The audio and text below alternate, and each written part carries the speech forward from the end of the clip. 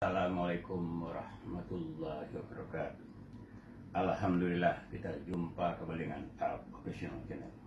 Alhamdulillah juga ini kita berjumpa dengan Ananda Muhammad Iqbal Aziz ya. Iya betul. Yang menempuh pendidikan di Jerman di Universitas HAW Hamburg.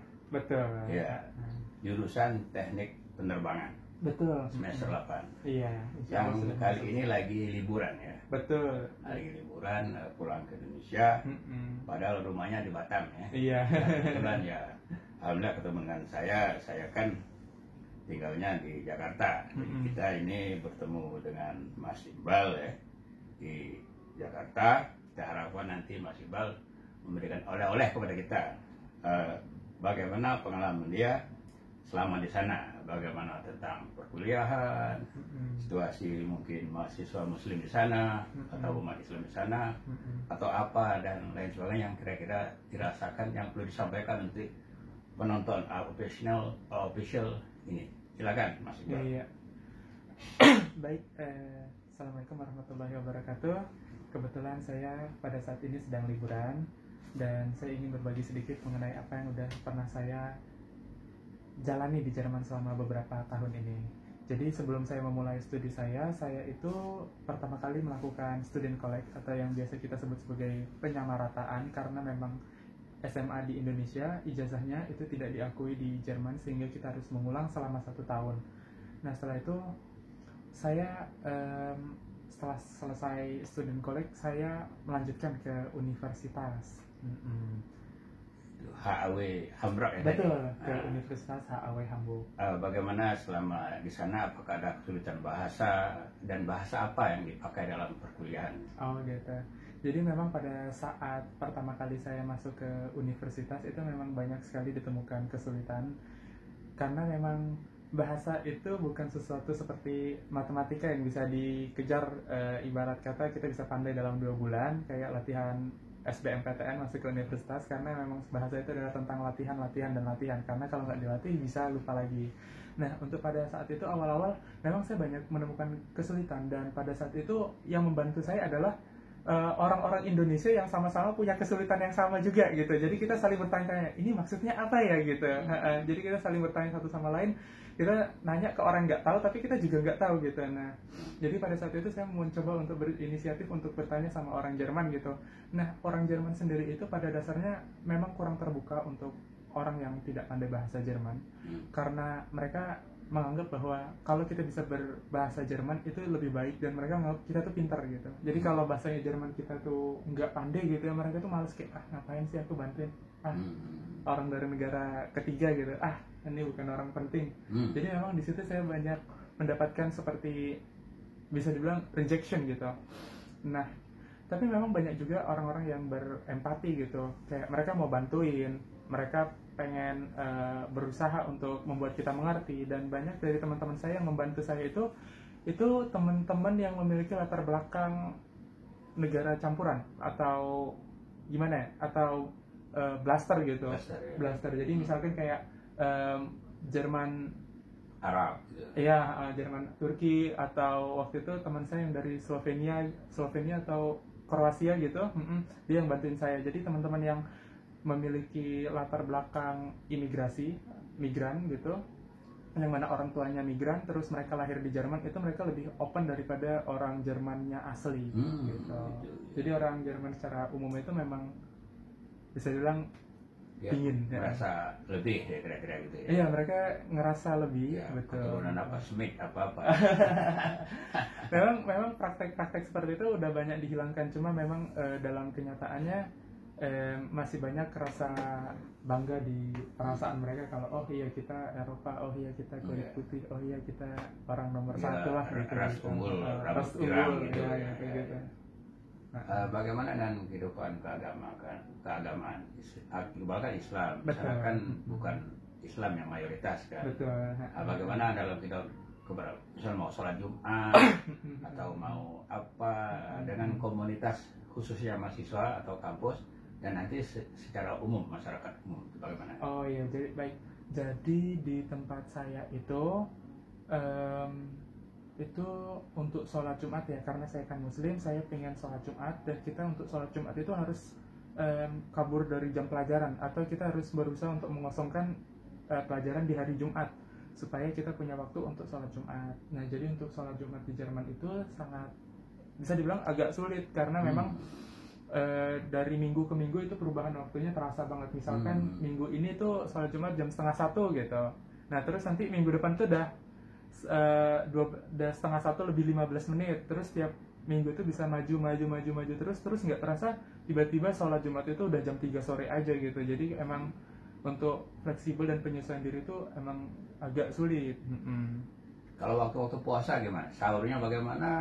Terus berbukanya bagaimana? Oh gitu. Nah, jadi pada saat puasa, jadi saya selama 4 tahun ini, 4-5 tahun di Jerman ini, itu kebetulan bulan Ramadan selalu jatuh di musim panas. Jadi dimana kita itu kalau puasa kurang lebih 16 sampai 20 jam bisa dibilang gitu. Nah, tergantung musim apa gitu kan. Nah, untuk puasanya sendiri itu sahur kurang lebih dari jam 3 sampai jam 4 sore, sedangkan untuk bukanya dari jam 9 sampai jam setengah 11 malam. Dari jam 3 sampai jam 4 pagi tadi. Iya, kurang lebih jam segitu. Iya. Jadi melebihi kalau puasa di Indonesia ya? Betul. Iya. Jadi di sana ada seperti fikih minoritas. Jadi kita boleh puasa tapi ngikutin jamnya Arab Saudi. Karena memang nggak semua orang itu bisa puasa 20 jam, 18 jam, dan emang itu berat banget gitu. Karena waktu itu saya pernah juga puasa tapi lupa sahur, jadi seperti ala Saudi gitu enggak. Jam dia. Karena lupa sahur jadi puasanya sampai 22 jam. Terus besoknya langsung tumbang sakit.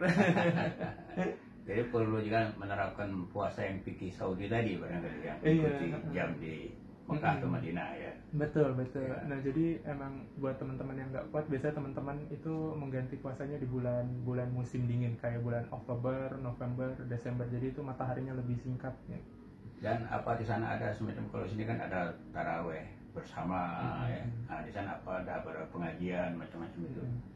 Nah, untuk taraweh sendiri memang taraweh di beberapa masjid diadakan, tapi hampir di semua masjid diadakan, tapi memang jamaahnya tidak banyak karena memang tarawih itu malam sekali. Kita bisa bayangin kalau maghrib aja jam setengah 10, apalagi isya kan jam bisa jadi jam 11 atau jam setengah 12. Nah itu emang berat sekali karena memang mau 7 rakaat pun juga sulit sekali gitu kan tarawih. Jadi memang tarawih dilaksanakan di rumah, lebih umumnya itu dilaksanakan di rumah masing-masing. Iya, begitu aja mungkin. Jadi, kalau komunitas dengan masyarakat sana kan, masyarakat sana jelas kan non muslim kan, tapi kan ada juga muslimnya kan. Bagaimana hubungan kita dengan masyarakat sana itu?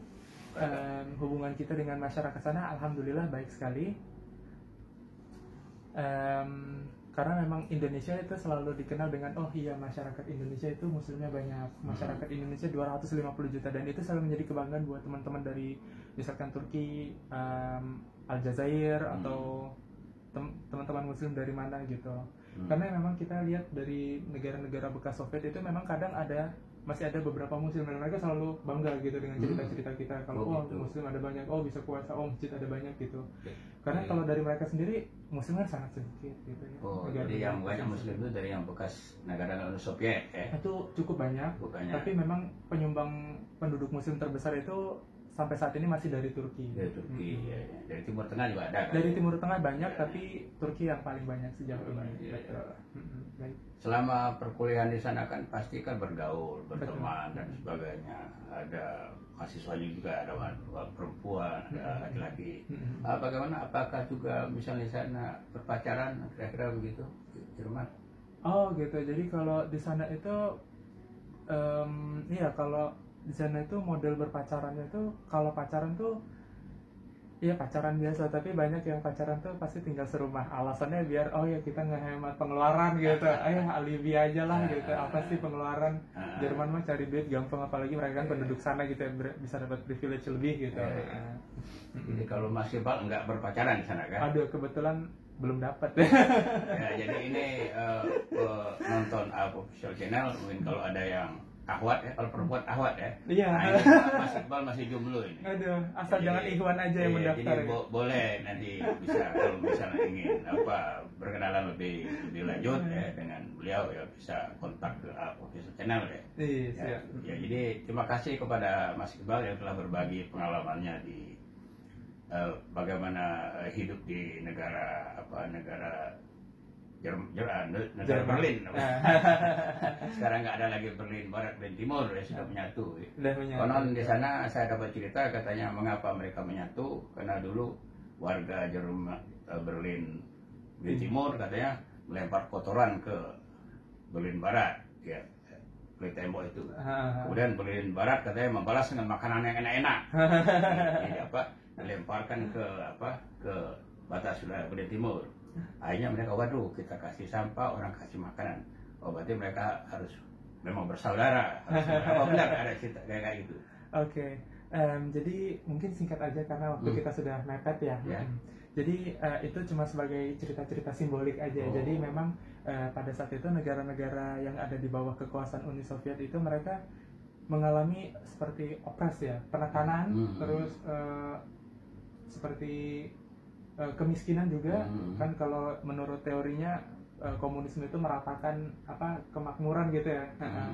Tapi pada kenyataan mereka banyak hidup di bawah garis standar kemiskinan gitu.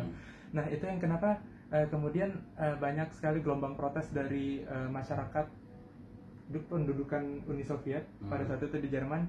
Nah, jadi mereka melihat bahwa Jerman Barat ternyata lebih makmur ya, lebih enak gitu ya. Dan itu pun masih bisa kita lihat bekas-bekas Berlin atau negara-negara Jerman Timur bekas pendudukan Uni Soviet. Jadi mereka memang di sana masih sampai saat ini menjadi salah satu provinsi atau Bundesland yang paling miskin di Jerman gitu.